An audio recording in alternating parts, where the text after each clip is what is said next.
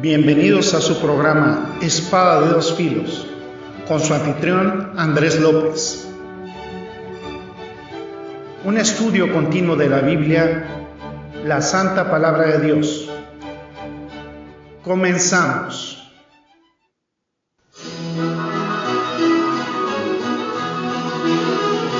¿Qué tal, amados radioescuchas? Bienvenidos a una nueva edición de su programa, nuestro programa Espada de dos Filos, un estudio completo de la Biblia, versículo por versículo, y pues bien contentos de estar nuevamente con ustedes analizando este estudio que ya casi se nos termina en su primer tramo, que es el estudio de el Sermón del Monte, que es tan maravilloso, que verdaderamente nos proporciona tantas maravillas y que nos hace reconocer tantas verdades fundamentales y trascendentales para nosotros como hijos de Dios, para quienes estamos en Cristo, para quienes llevamos o tratamos de llevar la vida que Dios pide de nosotros. Y qué importante que Jesucristo da su primer sermón, establece la proclama del Rey y nos habla de la esencia misma de lo que es el reino de los cielos, que es impresionante, porque en una economía de palabras describe tantas cosas tan profundas y, como ya les comentaba, tan trascendentes, tan importantes para nuestro espíritu, para nuestra alma. Y vamos a comenzar primeramente con la lectura del libro de Mateo, capítulo 5 y versículos 1 al 3, que son los que nos competen. Dice: viendo la multitud, subió al monte, y sentándose vinieron a él sus discípulos, y abriendo su boca les enseñaba, diciendo: bienaventurados los pobres en espíritu, porque de ellos es el reino de los cielos. Vamos a orar. Gracias, bendito Señor, te damos porque nos permites explorar tu palabra, Señor, tu santa palabra, que es la esencia misma de quien tú eres, Señor, que expresa la abundancia de amor y de misericordia que hay en tu corazón, Señor, que nos permite, Señor, reconocer todo este tipo de cosas importantes para ti en tu reino, Padre. Permítenos cada día en humildad reconocer que somos insuficientes para cumplirlas y que necesitamos siempre del apoyo, la ayuda y la administración de tu Santo Espíritu para hacerlo, Señor. Gloria hacia ti, Padre eterno. Te exaltamos y te glorificamos por siempre. En Cristo Jesús oramos. Amén y amén. En algún momento vimos cómo los apóstoles le pedían al Señor que les mostrara al Padre y que eso sería suficiente. Estaremos satisfechos verdaderamente cuando despertemos y nuestra semejanza se pierda en la maravilla de Cristo, en la maravilla de su grandeza, de lo inalcanzable que es su estándar. Y veíamos, de hecho, también en lo que habíamos quedado, es que el pobre de espíritu no se queja de su situación. Y es que en realidad no merecemos nada, ¿de acuerdo? O sea, no tenemos nada que ofrecer. Cuando más conocemos del Señor, nos damos cuenta cuán dulce es su gracia, lo dulce o la mayor dulzura de su gracia. Y cada vez que somos más insuficientes para lograr lo que Él nos pide y estamos más conscientes de nuestro pecado, de nuestras fallas, y necesitamos más de Él. Y cuando más necesitamos, decíamos que más abundantemente el Señor proporcionará conforme a sus riquezas en gloria. Cuando nos falte todo, estaremos en condiciones de recibir toda la gracia.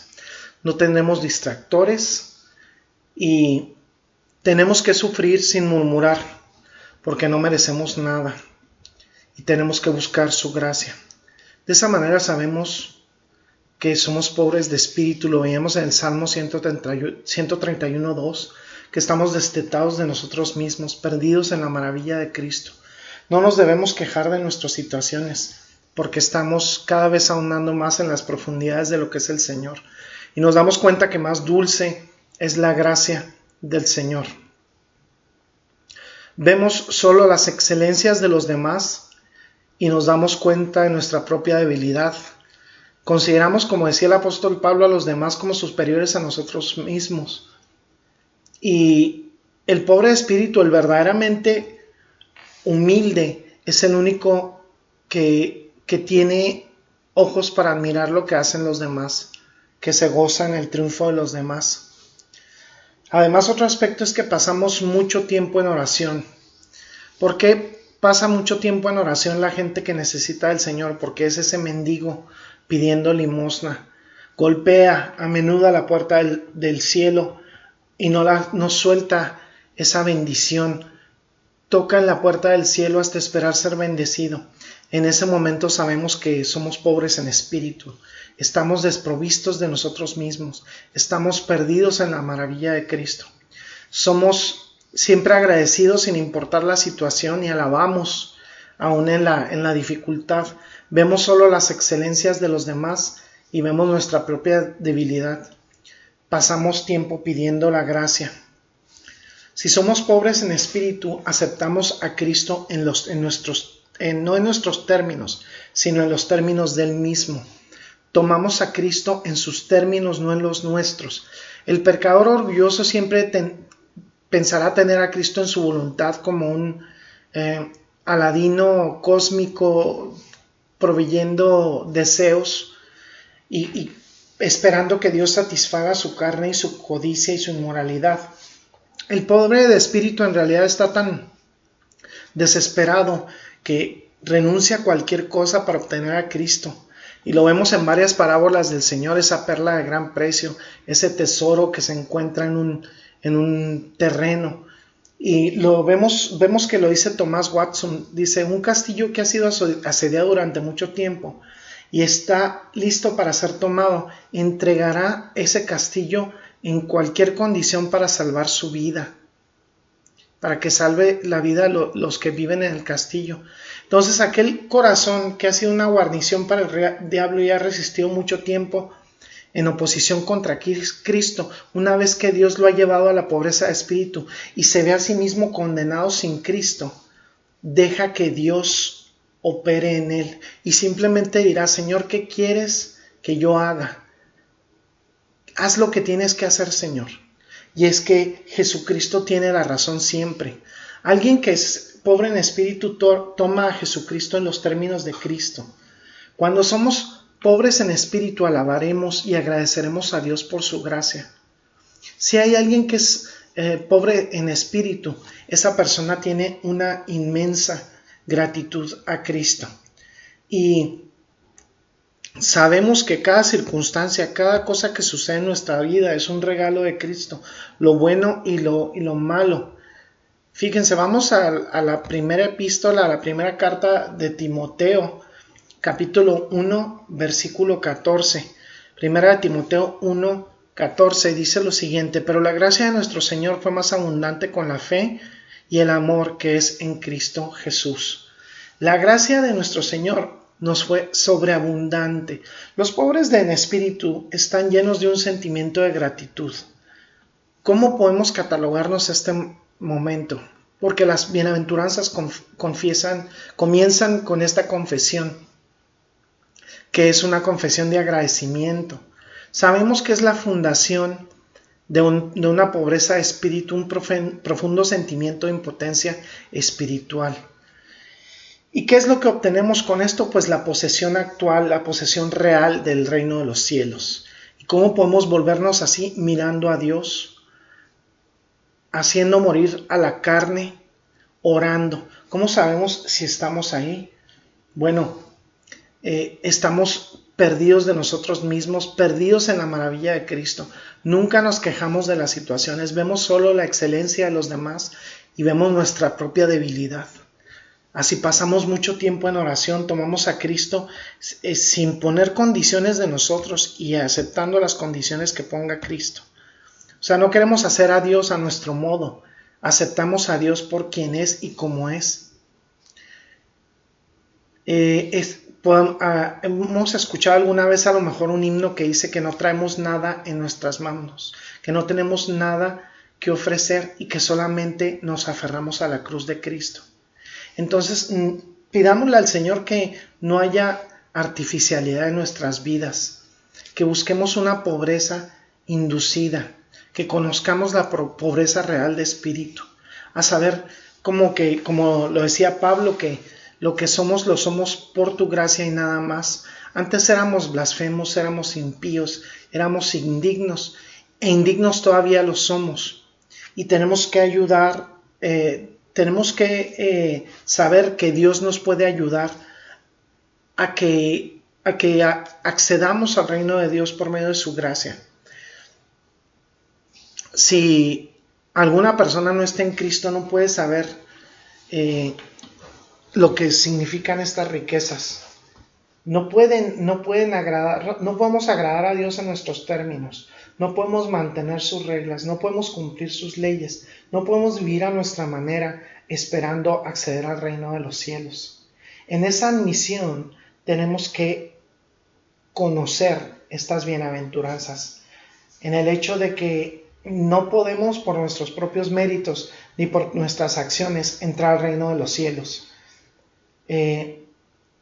El poder de Jesucristo es el poder que nos transmite a partir del Espíritu Santo para hacer lo que no podíamos hacer antes, pero tenemos que dejar que Él opere, y debemos darle gracias al Señor por llevarnos a ese pie de la cruz donde Él nos trajo su reino con humildad, al darnos cuenta que somos inútiles. Sabemos que de esa manera el Señor va a operar a través de nuestras vidas, a través de nosotros. Muchas veces podemos ser necios al portarnos con orgullo o con jactancia, y ese no es el sentimiento verdadero del reino. Esto no es lo que manifiestan las bienaventuranzas. Tenemos que sostenernos en la bendición de ser humildes de corazón, de considerarnos bendecidos porque Dios nos ha manifestado estas verdades. Debemos mantener una pobreza en espíritu. Tenemos que olvidarnos de nosotros mismos, perdernos en la maravilla de Jesucristo, para que seamos verdaderamente pobres de espíritu, poseedores del reino y de la bienaventuranza, la felicidad que pertenece únicamente a los pobres de espíritu, a los humildes, a los mansos de corazón. Tenemos que mostrar una diferencia total a lo que es y manifiesta el mundo. Y eso es lo que debe presentar un mayor testimonio, que haya una obviedad en nuestro trato, en nuestro amor, en nuestro conducirnos hacia los demás, en considerarlos superiores a nosotros mismos, y nosotros darnos cuenta de nuestras debilidades, de nuestra pobreza, de nuestra ineptitud, para alcanzar grandes alturas espirituales. En esto se resume, y este es un camino para que nosotros comprendamos precisamente de lo que se trata, de lo que el Señor ha manifestado a través de su palabra, la fidelidad que nosotros debemos prestar a su palabra, y esta fidelidad siempre se va a manifestar a través de esa pobreza de espíritu, de reconocer que sin Él no podemos ser suficientes. Y decía R.C. Sproul, un pastor que ya falleció hace poco, dice: cuando soy odiado injustamente, recuerdo que fui amado injustamente. Muchas veces vamos a tener un odio injustificado, un odio injusto, y nos van a odiar no por odiarnos a nosotros, van a odiar a Jesucristo en nosotros. Y en ese momento es cuando debemos reconocer que nosotros también fuimos amados injustamente, porque en realidad no hay justo ni a un uno, como dice la Escritura. No somos salvos por obras ni por lo que nosotros merezcamos. Y es que lo decía también Martín Lutero, decía que maldita sea aquella unidad por la cual se pone en juego la palabra de Dios. Y es que muchas veces queremos hacer compromisos con el mundo en aras de esa humildad, y eso no refleja una humildad. significa una deslealtad a la palabra de Dios. Dice Paul Washer que el verdadero crecimiento espiritual siempre resultará en una mayor comprensión de nuestra debilidad y una mayor dependencia de la fuerza de Dios. Dios es lo que proporciona esa riqueza espiritual, es la que proporciona cuando nosotros renunciamos a esos compromisos que hay con el mundo, y esos compromisos que hay con el mundo eliminan el alejarnos de ellos, nos eliminan ese orgullo y esa soberbia que hay como característica de nuestra naturaleza caída en nuestro corazón. No tenemos que esperar, como decía Martin Lloyd Jones, no tenemos que esperar que el mundo se regocije si nos convertimos en cristianos. Tenemos que esperar mayor rechazo por parte del mundo, mayor rechazo por parte de la gente, y ese rechazo a lo que nos debe llevar no es a un resentimiento en contra de Dios, sino al contrario, al anhelar la salvación. Dice: anhelo tu salvación, Señor, y tu ley es mi deleite. Lo dice el Salmo 119, versículo 174, porque esa salvación debe ser nuestro deleite. Dios escoge a los humildes, y escoge a los débiles, porque la fuente verdadera del poder de Dios es cuando esas vidas que son vidas débiles, que son vidas que no manifiestan un poder en la carne, cuando esas vidas manifiestan un poder de Dios, es la mayor prueba de que Dios es omnipotente y que Dios tiene esa fuerza. Tenemos que confiar en Dios de todo corazón y no dejar que el corazón se nos llene de angustia, como dice en el libro de Juan, capítulo 14, versículo 1. Esa confianza en Dios es la que nos permite desarrollar esta humildad en nuestros corazones.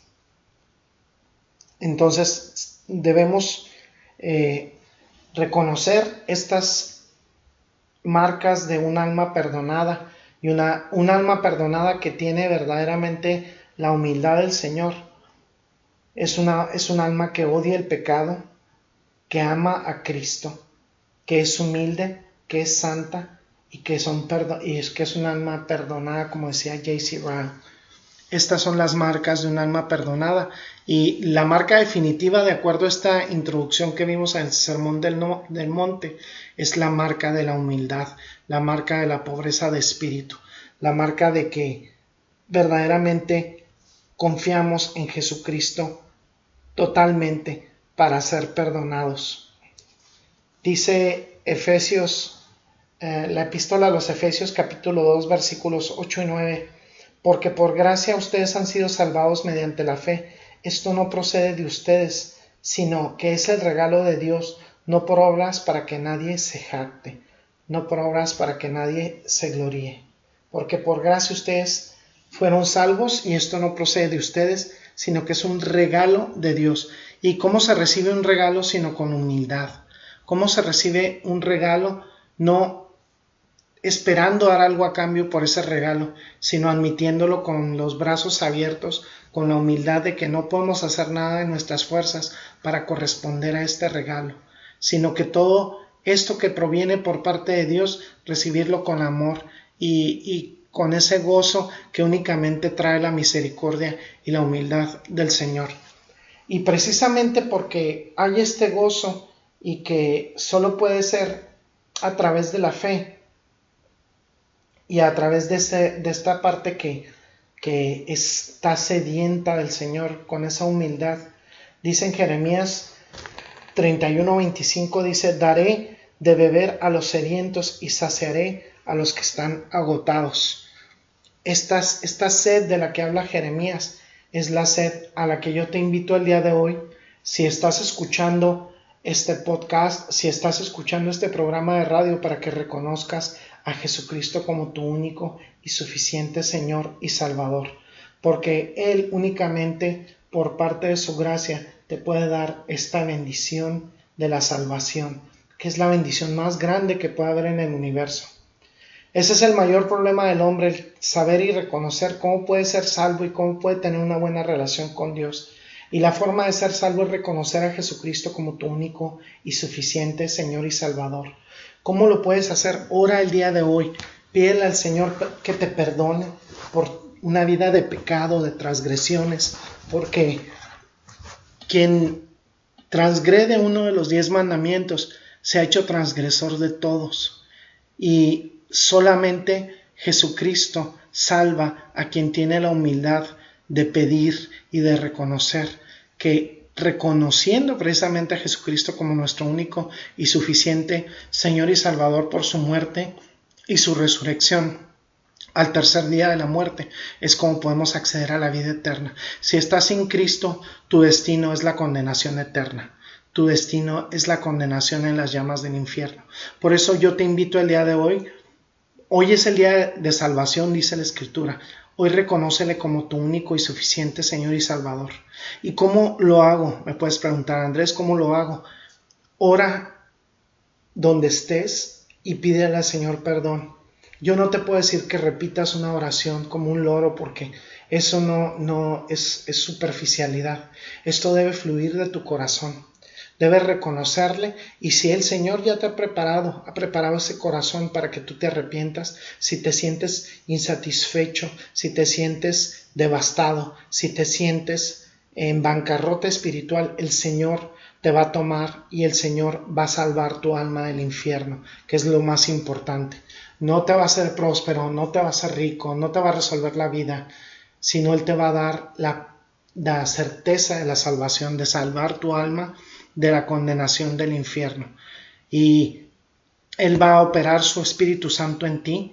Tú vas a leer la Biblia, tú te vas a congregar en una congregación que tenga sana doctrina, y tú lo vas a hacer por el mover del Espíritu Santo, no por tus méritos, no por lo que tú hagas por ti mismo, sino por lo que Jesucristo puede hacer en tu vida cuando tú le reconozcas como tu único y suficiente Señor y Salvador. Te hablo a ti el día de hoy, y qué maravilla es que hayamos estudiado juntos estas bienaventuranzas, que es esta pequeña parte de la introducción. Vamos a continuar con este estudio posteriormente. Vamos a terminarlo por el día de hoy.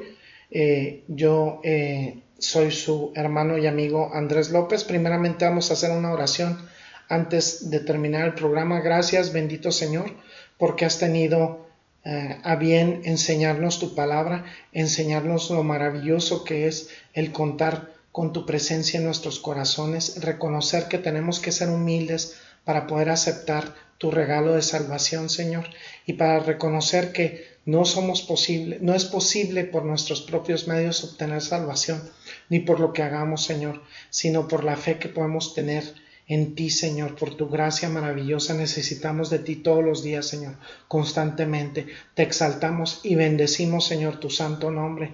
Te glorificamos por siempre. En Cristo Jesús oramos. Amén y amén.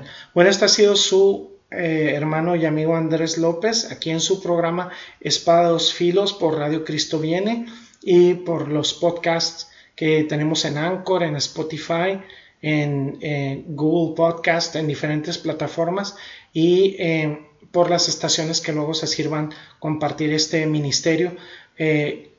Pues los esperamos en la siguiente emisión. Hasta luego y bendiciones. Gracias por el placer de su sintonía. Lo esperamos en una nueva emisión de Espada de Dos Filos, un estudio bíblico completo, versículo por versículo. Hasta pronto.